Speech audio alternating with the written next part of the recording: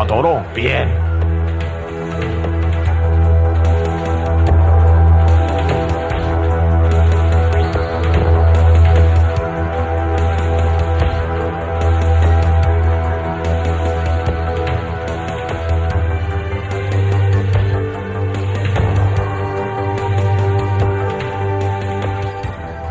Desde la década de 1950, los adventistas del séptimo día han llegado a ser uno de los pueblos más estudiados del mundo. Más de 140 artículos científicos han sido publicados, estudiando a decenas de miles de adventistas.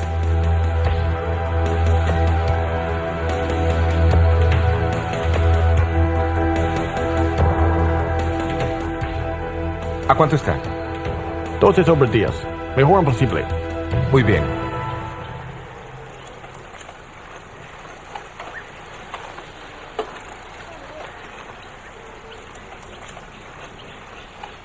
¿Y a qué se debe toda esta atención?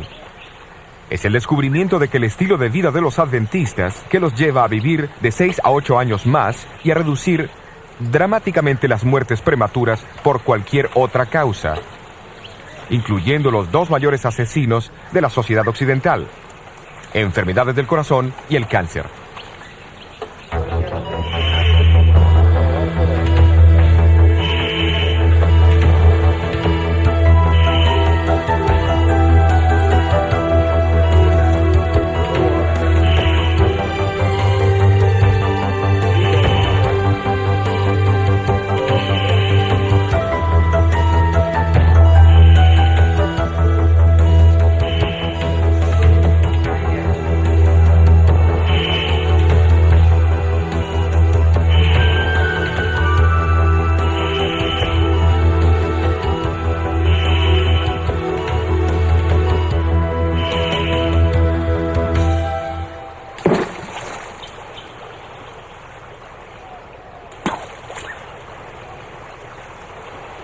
¿Cuál es la forma mágica?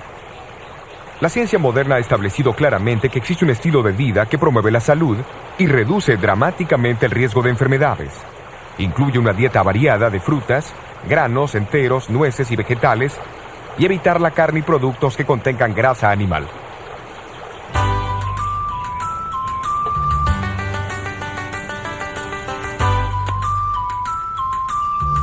Pero de igual manera son importantes el sueño adecuado, el ejercicio al aire libre, tomar mucha agua y abstenerse del uso del tabaco, alcohol, café, té y otras drogas.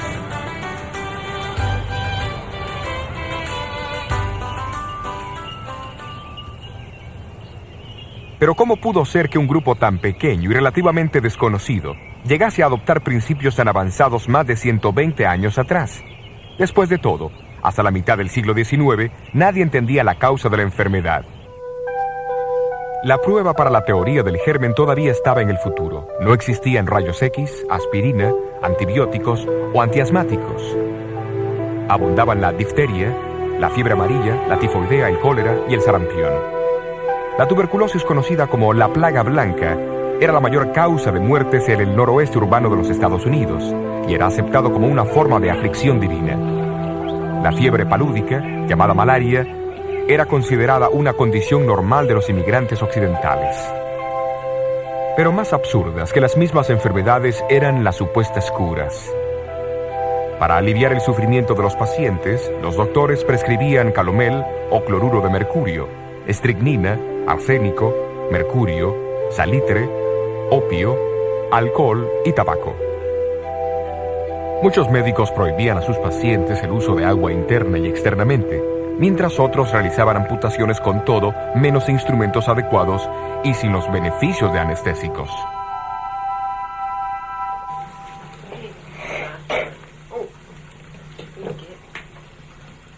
El aire nocturno era considerado peligroso. Cerraban herméticamente las ventanas y las puertas por miedo a engriparse. Las persianas permanecían siempre cerradas para evitar el descolorido de los muebles, mientras que los ciudadanos urbanos no practicaban ejercicios ni se bañaban.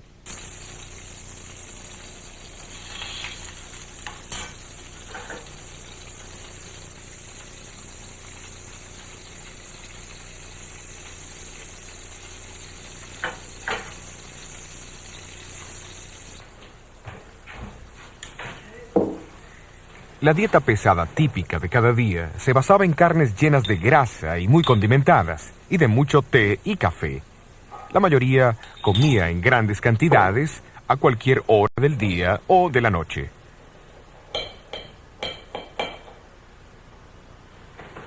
Se había propagado mucho el uso del tabaco y hasta era defendido por muchos médicos como un estimulante para los pulmones y el humo como una cura para la bronquitis.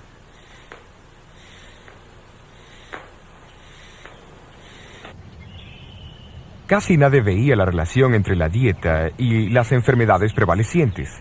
El misionero pionero adventista J.N. Andrews expresó la creencia casi universal y citó sus palabras de que las enfermedades estaban, en la mayoría de los casos, fuera de nuestro control y que eran ordenadas por la mano de Dios. Digo casi nadie porque en medio de esta confusión médica, unas pocas voces llamaban por una reforma. Hombres como Silverio Graham, que llegó a ser el líder del movimiento americano pro salud de los 1830. Él llamaba a regresar a la naturaleza y a los métodos naturales de curación y recomendaba una dieta simple, incluyendo el vegetarianismo y especialmente productos de trigo integral. Los alimentos tenían que ser preparados sin especias y estimulantes como fuese posible. También condenó el tabaco, el té y el café, las bebidas alcohólicas y las drogas comúnmente usadas en las medicinas de aquel entonces. Aunque su reforma decayó en 10 años, enseguida otros la asumieron con entusiasmo renovado. La hidroterapia, que es curar con agua, hielo y vapor, llegó a ser popular en América bajo el liderazgo de doctores como Jaime Jackson y Russell Troll. Ambos supervisaban instituciones de hidroterapia y promovían la reforma pro salud, y ambos tenían una estrecha relación con los pioneros de la nueva iglesia adventista.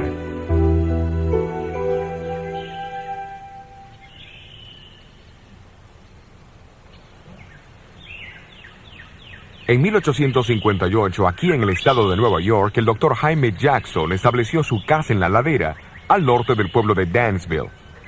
Era la institución de hidroterapia de más éxito. Jackson publicó un periódico mensual, Leyes de la Vida, donde resaltaba sus puntos de vista. Estrictamente opuesto a las drogas prescritas por sus compañeros, trataba a sus pacientes con métodos y remedios naturales. Enfatizaba especialmente la idea de la obediencia a las leyes naturales, enseñando que obedecer a la naturaleza es vivir. Creía que el maltrato del cuerpo también afectaba las capacidades morales del hombre, debilitando así su carácter. Entre los 1840 y 50 hubieron movimientos de reforma pro salud, pero al mismo tiempo existía gran ignorancia y descuido con respecto a la salud y la higiene entre la población de América. Fue en ese tiempo que Dios decidió alertar a los adventistas, guardadores del sábado, de su preocupación por la salud y la felicidad de todos. Como en los tiempos bíblicos, Él usó el don de profecía. Entre los años 1844 a 1848, Elena White recibió muchas visiones, pero ninguna trataba los principios de salud. En el otoño de 1848, se le fue mostrado que no solo el tabaco era perjudicial para la salud, sino que también lo eran el té y el café. Mucho antes que la ciencia descubriese la relación entre el tabaco y las enfermedades fatales y mostrase los peligros del excesivo consumo de café, muchos miembros de la iglesia comenzaron a alterar su estilo de vida en respuesta al llamado de Elena.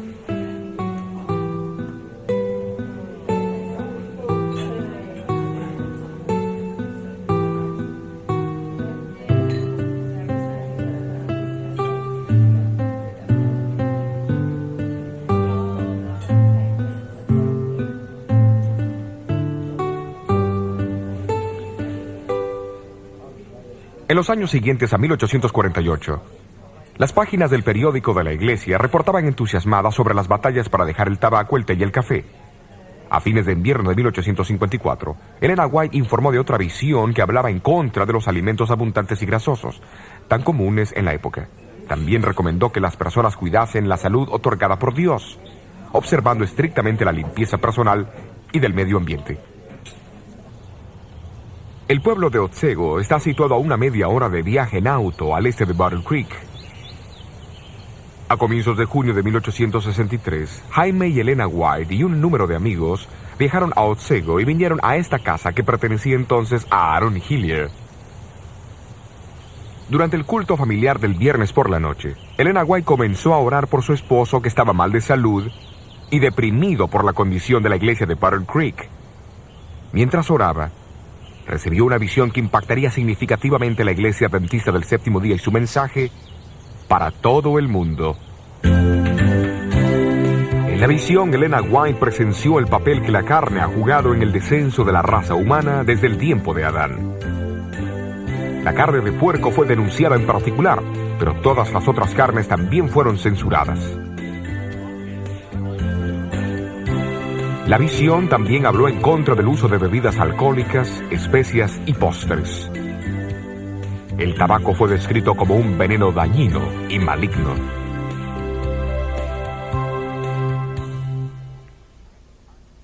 Recuerden que esto ocurrió unos 100 años antes del famoso informe del cirujano general de los Estados Unidos, El fumar y la salud.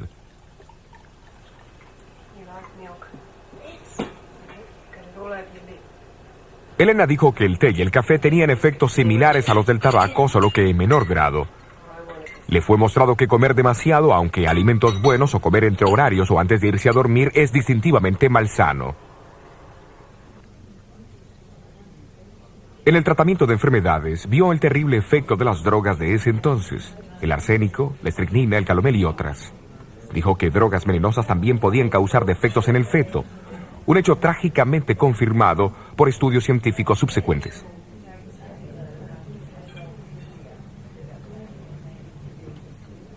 La eliminación de estos alimentos y prácticas hubiera ayudado a cualquiera a vivir mejor. Sin embargo, la visión no solamente corrigió errores, sino que también dio consejos en el lado positivo.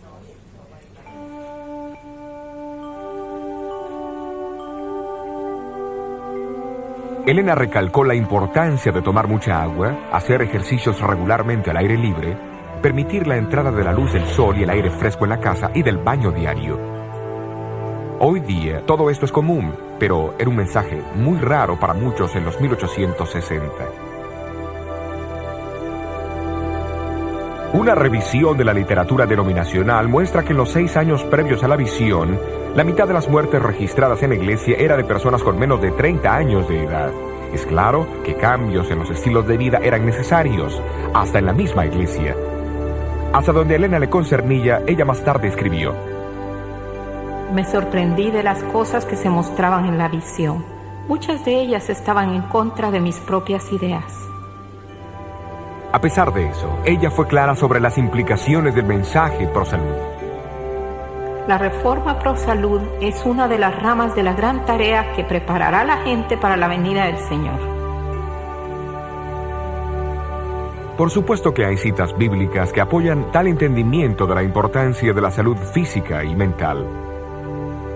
Jesús mismo dedicó más tiempo en sanar a los enfermos que en predicar durante el tiempo que estuvo en la tierra.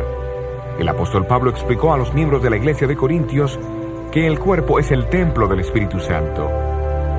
También enseñó a la iglesia de Tesalonicenses que la creencia en la pronta venida de Jesús reclamaba que el cuerpo, el espíritu y el alma fuesen preservadas sin mancha hasta la venida de Cristo.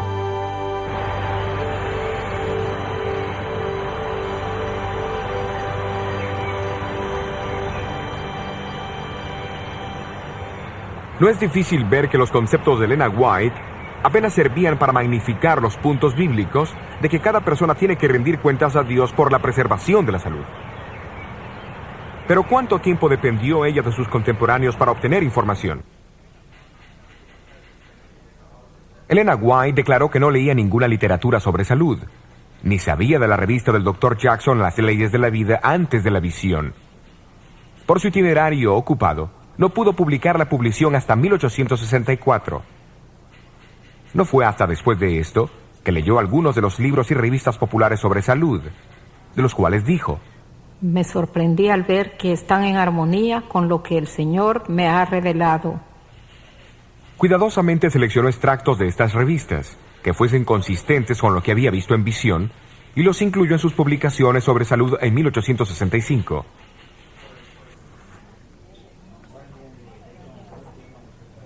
Durante los años siguientes a 1863, Elena White recibió más visiones concernientes a la salud. Es obvio que las mismas la detuvieron de promover las ideas tan difundidas por algunos escritores que más tarde fueron probadas a ser falsas. El Dr. Thorpe, por ejemplo, prohibió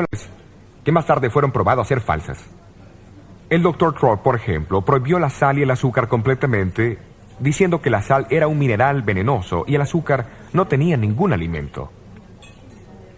Elena White usó un poquito de ambos, pero avisó de sus malos efectos cuando son usados sin reserva. Concerniente a la sal, escribió en 1901. De acuerdo a la luz que me fue dada por Dios, la sal es actualmente esencial para la sangre. La causa y el motivo de esto no lo conozco, pero les doy la instrucción como me fue dada.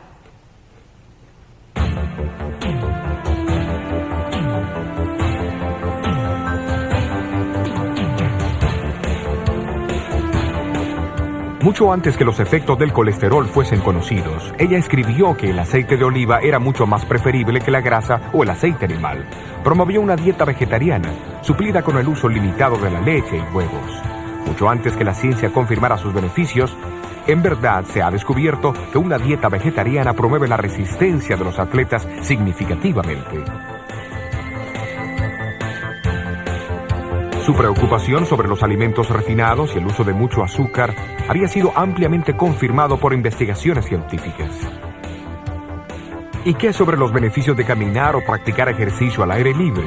Del agua, de la luz del sol, de la recreación y el descanso adecuado que ella tan firmemente defendió.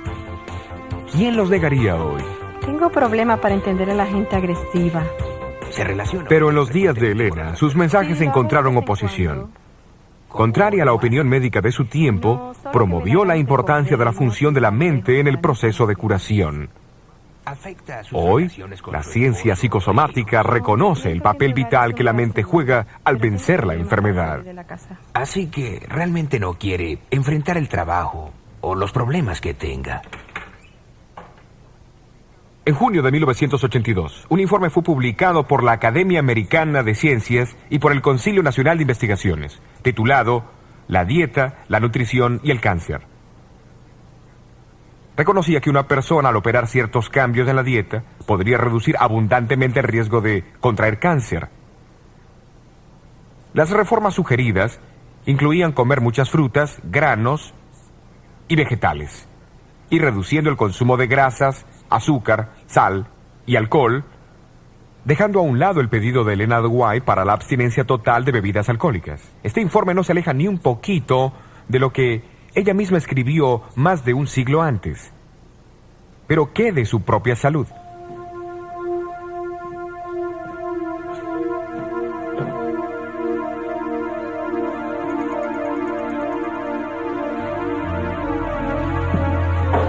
La visión de junio de 1863 fue dada a Elena cuando estaba muy débil, enfermiza, propensa a frecuentes mareos y desmayos. Sufrió del corazón toda su vida y sufrió de parálisis 5 veces antes de 1870. Se describió a sí misma como una gran consumidora de carne y que el pan especialmente era desabrido para ella. Pero aceptó la instrucción recibida y después de 1863 cambió su dieta y estilo de vida radicalmente. Como resultado, sus constantes mareos y desmayos la dejaron permanentemente y su salud comenzó a mejorar.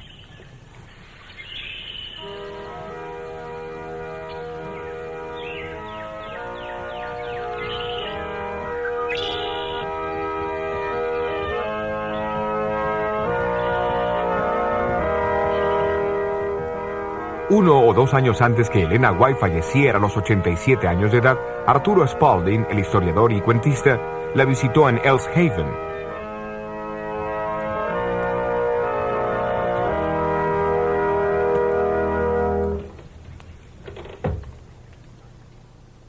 Después del culto familiar en la sala, ella salió hacia la antesala y con paso ligero y enérgico alcanzó las escaleras. Arturo Spalding ofreció ayudarla, pero ella respondió: Oh, no, gracias. Soy muy capaz de subir las escaleras por mí misma. Estoy tan activa como cuando era niña. ¿Como cuando era niña? No debiera decirlo.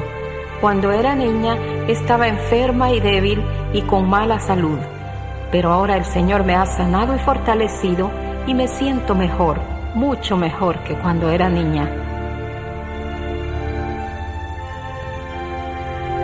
Casi al final de su carrera, el Dr. Clyde McKay, profesor de nutrición en la Universidad de Cornell en Nueva York, fue introducido a los escritos sobre alimentación y nutrición de Elena White. Se impresionó profundamente y se quedó particularmente intrigado por saber las fuentes de esa información. Preguntó cómo una mujer con casi ninguna educación podía dar consejos de salud tan avanzados para su tiempo. Rechazó la idea de que los había copiado de sus contemporáneos. Después de todo, ¿cómo hubiese sabido cuáles ideas usar y cuáles rechazar de entre la perpleja colección de teorías y consejos sobre salud del siglo XIX? Muchos de los cuales fueron bastante irracionales y han sido descartados desde entonces. Él creyó que Elena tendría que ser una mujer sorprendente, con conocimientos avanzados a su tiempo, para hacer esto con éxito. Después de leer extensamente los escritos sobre salud del Dr. McKay, comenzó a dar conferencias con los conceptos de Elena White a varias sociedades profesionales. Estoy impresionado con la exactitud de sus enseñanzas a la luz de la ciencia de nutrición moderna. A pesar del hecho que sus obras fueron escritas mucho antes de la llegada de la nutrición científica moderna, no existe ninguna guía mejor disponible hoy. En 1865, la Iglesia Adventista había alcanzado una membresía de unos 4,000. Aunque poseía poca riqueza, había sido recordada en la visión de 1863, que la misma tenía una obra sagrada de alertar a otros sobre salud. Pero ¿cómo la Iglesia alcanzaría este blanco?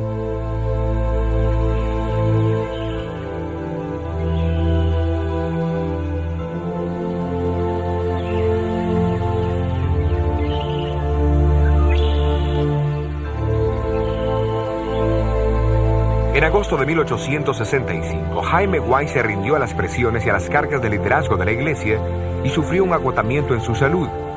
Su esposa lo trajo aquí a la casa de la ladera, en Dansville, para ver al Dr. Jackson, donde fue tratado por unos 3 meses. Los White tuvieron una oportunidad de observar los principios de la reforma pro salud en práctica y encontraron mucho que alabar, pero descubrieron que algunos de los principios de curación eran contrarios a las enseñanzas de Jesús. En verdad, recibieron algunos consejos médicos que podrían haber sido fatales en el caso de Jaime White.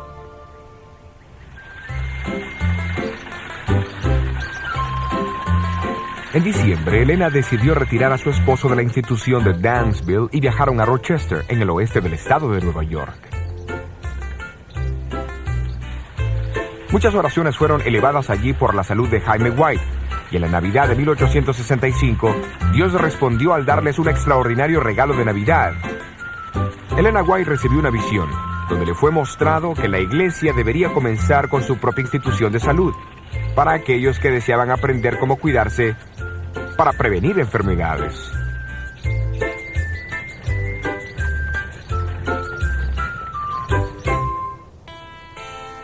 En el siguiente año, una vieja casa remodelada fue comprada al oeste de Battle Creek, Michigan, quien en ese entonces era un próspero pueblo industrial con una población de 5,000. Conocido como el Instituto Occidental de la Reforma Pro Salud, abrió sus puertas en septiembre de 1866 como el primer centro médico adventista del séptimo día del mundo. Circulares anunciando la institución declararon que ningún tipo de droga sería administrado. Solo métodos naturales de curación como el agua, el aire, la luz, el calor, la alimentación, el sueño, el descanso, la recreación, etc., serían empleados. La alimentación significaba una dieta estrictamente saludable, consistiendo de frutas, granos y vegetales.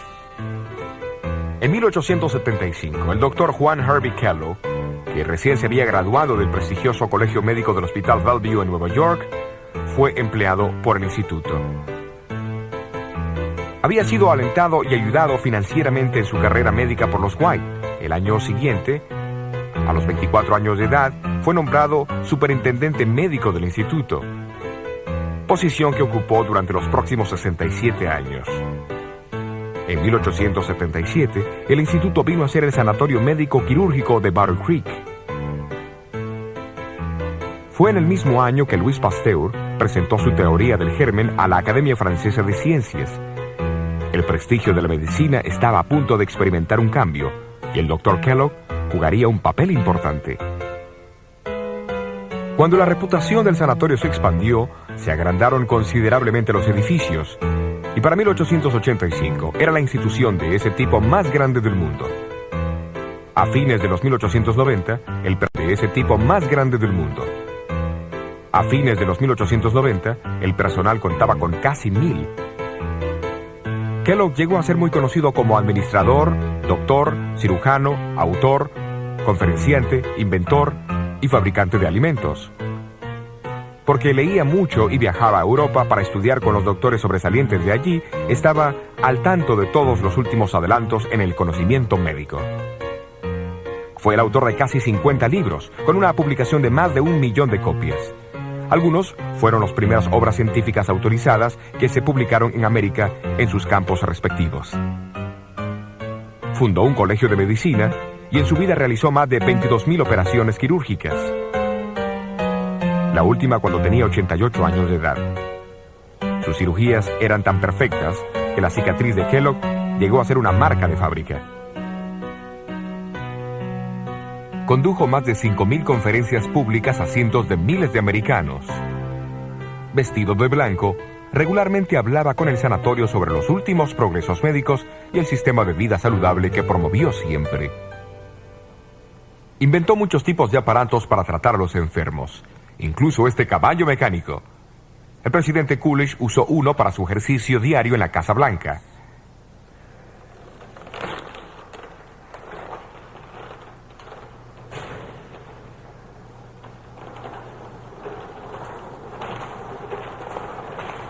Algunos de sus inventos todavía están en uso alrededor del mundo hoy día. ¡Vamos, chicos!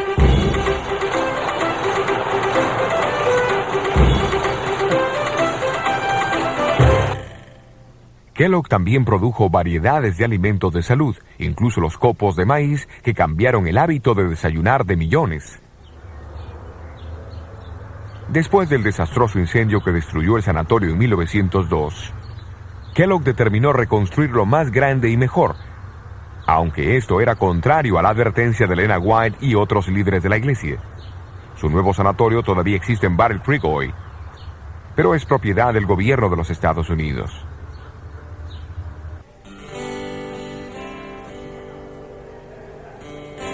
Su pórtico y entrada impresionantes acogieron a muchos que vinieron a Kellogg para tratarse y aprender sus consejos sobre salud. Aunque más tarde abandonó la iglesia, siguió defendiendo sus principios de salud. Famosos que lo visitaron durante sus más de 60 años de superintendencia incluyeron el industrial y financista Juan D. Rockefeller Jr., el autor Jorge Bernardo Shaw, el inventor Thomas Edison, el escritor soviético León Tolstoy, el explorador de las regiones polares Raúl Amundsen, la primera mujer en viajar sola a través del Atlántico, Amelia Earhart, y el presidente Guillermo Howard Taft, que está registrado como el paciente número 100.000.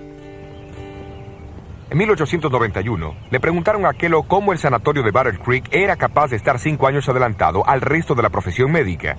Kellogg respondió que si algo nuevo aparecía, instantáneamente lo adoptaba si concordaba con la filosofía y los principios de salud promovidos por Elena White.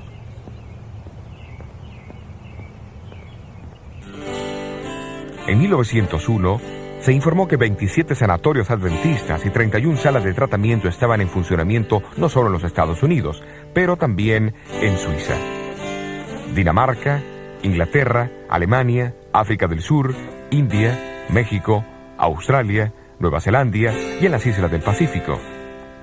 Elena White vivió en Australia desde 1891 a 1900. Durante su estadía fomentó el establecimiento de salas de tratamiento que fueron operadas inicialmente en Ashfield, en los suburbios de Sydney, por 2 enfermeras que se habían entrenado en Battle Creek. Más tarde, el lugar se cambió para Summerhill, donde llegó a ser un sanatorio médico y quirúrgico. En 1899, Elena White pidió la construcción de un sanatorio apartado del centro de Sydney, donde se presentarían los valores espirituales y los sanos principios de la curación mental y física. Más tarde ese año, Elena estaba en el grupo que viajó desde la estación de Thornley, un suburbio del norte, por las vías alrededor de la roca Cabeza de Perro, para inspeccionar una propiedad de 75 acres, que era la mejor tierra en el área de Sydney. En los próximos años, un sanatorio de 100 camas fue construido. Fue oficialmente inaugurado el 1 de enero de 1903. Siendo reemplazado en 1973 por este moderno edificio de 304 camas, el Hospital Adventista de Seymour está cometido a los principios de excelencia clínica unidos por un ministerio de curación cristiano.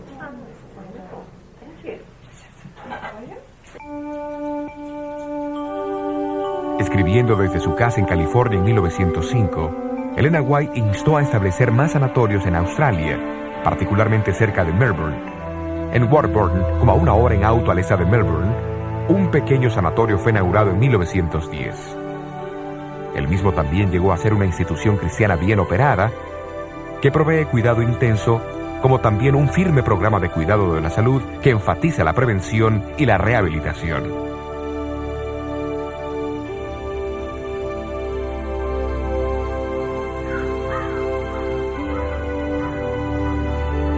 Fue en el sur de California donde Elena White iría a influir notablemente en el desenvolvimiento del Ministerio de Curación Cristiano de la Iglesia. Vivió aquí en su casa, Elms Haven, en el norte de California, por los últimos 15 años de su vida. Durante ese tiempo recibió muchas visiones en la noche concernientes a la obra de la iglesia. En una de las visiones en 1902, Dios le reveló que en el sur de California habían propiedades desocupadas en el campo, convenientes para los propósitos de un sanatorio y a la venta a un precio mucho más bajo que el costo original. No mucho después de esto, un edificio de 3 pisos llegó a estar disponible en las hermosas campiñas del Valle Paraíso, cerca de San Diego. Había sido usado como un sanatorio y originalmente costaba $25,000, pero estaba siendo ofrecido por $12,000 por falta de agua. Las negociaciones siguieron por unos 18 meses, hasta que en 1904 el precio fue bajado a $4,000, mucho más bajo que el costo original, justo como Elena White había predicho. Después de que la propiedad fue comprada, ella logró los servicios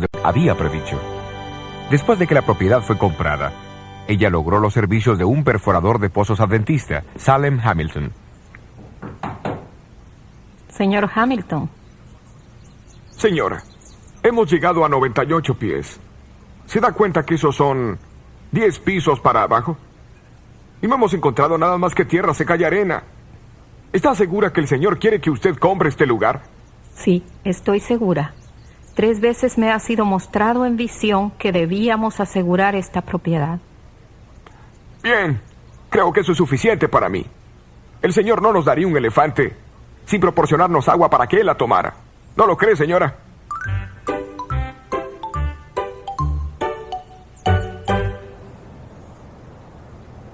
Salem Hamilton volvió a perforar y en el transcurso de 1 hora escuchó el ruido de un río subterráneo. Luego el agua comenzó a brotar y en esa noche creció a 18 pies, casi a unos 6 metros. El abastecimiento de agua del sanatorio estaba asegurado. Operado por la Iglesia Adventista del Séptimo Día, el Hospital del Valle Paraíso continúa ofreciendo su ministerio de curación a la comunidad vecina.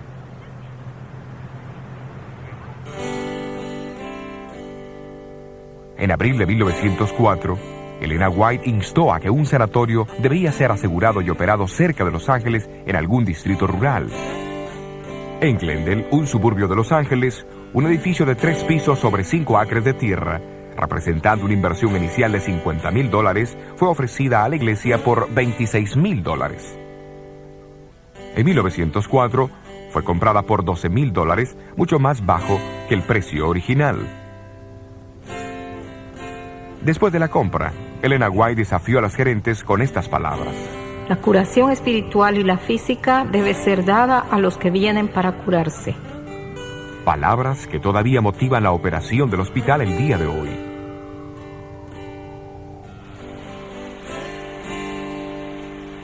Pero tenía que haber un tercer sanatorio en el sur de California. Tan pronto como en octubre de 1901, Elena White había visto en visión que cerca de Los Ángeles había un edificio ocupado con árboles frutales en el terreno del sanatorio. Esta visión fue tan real para ella que le parecía estar caminando por el terreno, conversando con los pacientes y hasta viviendo allí. Ni el Valle Paraíso ni Glendale reunían esta descripción. En 1904, 76 acres de propiedad a la venta fueron descubiertos cerca de Redlands. Fue llamada Loma Linda e incluía enormes jardines y huertos, hermosos parques, muchos árboles de sombra, caminos para carretas y veredas de cemento. Entre los edificios de la cumbre de la Loma Linda había un hotel de 4 pisos con 64 cuartos, iluminado con electricidad, con calefacción a vapor y con abundancia de agua fresca. El costo original era de $150,000. El precio de la compra final fue $38,900, mucho más bajo que el precio original. El 12 de julio de 1905, Elena White llegó a Loma Linda por primera vez. Mientras iba viendo los edificios y el terreno, repetidamente dijo que reconocía todo como el lugar que había visto en visión 4 años antes. La garantía de este sanatorio, completamente equipado y amueblado, es una de las más hermosas providencias que el Señor nos ha brindado. Loma Linda llegará a ser un importante centro educativo. Una escuela será establecida aquí para entrenar evangelistas en la verdadera medicina. Tendrá que ser de la más alta categoría.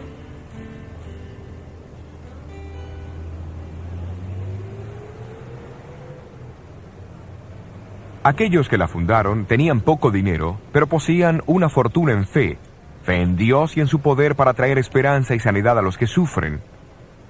Hoy, la Universidad de Loma Linda opera como una de las más grandes escuelas de medicina en el oeste de los Estados Unidos y se encuentra al frente en el conocimiento e investigación de la medicina. Este acelerador de protones es el primero del mundo en su clase.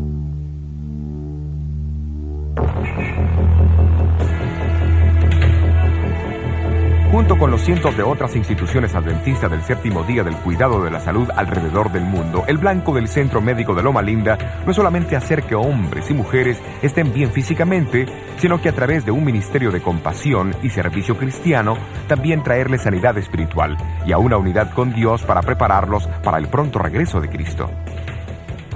Tal blanco refleja el propósito predominante del programa adventista para el cuidado de la salud, como le fue revelado a la Iglesia a través del don profético otorgado a Elena White. Ese propósito envuelve mucho más que adoptar una dieta vegetariana o decidir parar de fumar o de tomar alcohol. Abarca no solo la cura de enfermedades, pero también su prevención.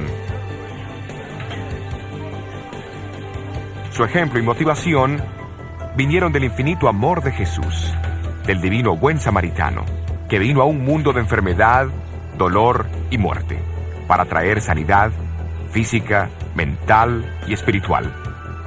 Hoy, Él nos pide que sigamos sus pisadas.